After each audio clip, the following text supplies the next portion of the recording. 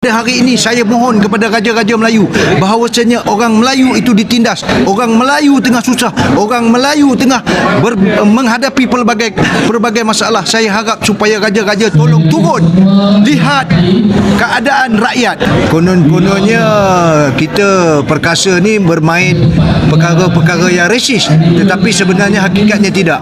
Dan saya juga nak menekankan juga sebenarnya kita masih lagi berpandukan kepada perlembagaan negara.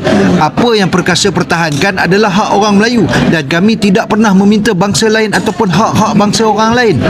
Jadi malah kami terbukti apabila Melayu memerintah, terbukti bahawasanya semua bangsa boleh cari makan.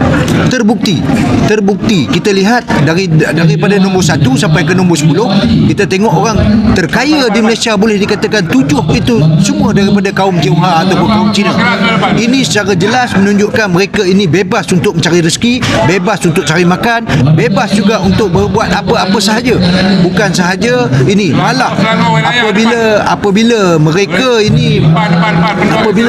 ini ada perayaan-perayaan, maka orang Melayu kita ni memberi cuti dan sebagainya.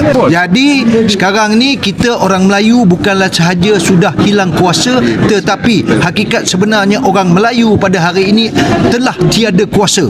Apabila kita tengok Hanayuh yang mana mentadbir mengurus wilayah persekutuan, yang mana banyak sejarah-sejarah yang telah dilakukan oleh Perdana Menteri Malaysia ni, sejarah yang tidak boleh membanggakan orang Melayu, tetapi satu sejarah yang akan menidakkan bangsa orang Melayu. Malah ada juga orang Melayu itu sendiri menjadi pengkhianat kepada bangsa-bangsanya sendiri. Dan saya juga bermohon kepada majlis raja-raja, pada tahun 1946 tok nenek moyang kami telah berjuang, telah berhempas pulas mempertahankan kedudukan raja-raja Melayu.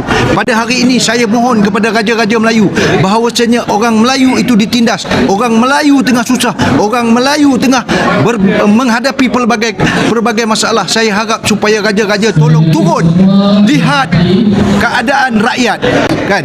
Kena faham bahawasanya lambang dan juga simbolik orang-orang Melayu itu adalah raja dan juga ini.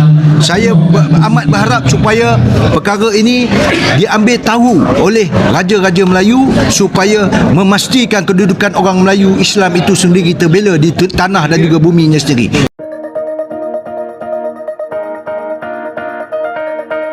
Halo guys, selamat datang di informasi. Kali ini kita akan membahas tentang Irwan Fahmi Idris dari Ormas Perkasa, Pertumbuhan Pribumi Perkasa Malaysia, menyampaikan pandangannya bahwa Melayu sudah tertindas di negara sendiri.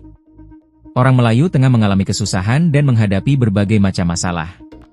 Dia berharap para raja bisa melihat keadaan rakyat sekarang. Dia mengaku banyak yang mengatakan bahwa apa yang dia utarakan bermuatan bentuk rasis, tapi Irwan menekankan bahwa ini bukan bentuk rasis melainkan perpedoman pada perlembagaan negara di mana ada hak bumi putra. Dia menegaskan bahwa Melayu tidak pernah mempermasalahkan hak dari bangsa lain. Dia memberikan contoh bahwa kaum Cina bisa bebas mencari rezeki di sini.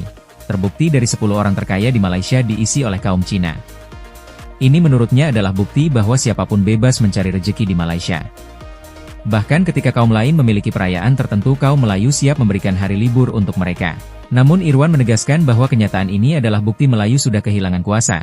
Dia menambahkan sikap Perdana Menteri yang merasa tidak mengutamakan atau membanggakan kaum Melayu saja menjadi suatu polemik bagi dirinya. Dia mengharapkan raja-raja di Malaysia bisa melihat perkara ini, karena menurut Irwan pada tahun 1946 nenek moyang mereka sudah berjuang mati-matian atas kepentingan raja. Dia berharap raja sebagai simbol negara bisa mengambil tindakan tegas agar kaum Melayu bisa berdiri di negaranya sendiri.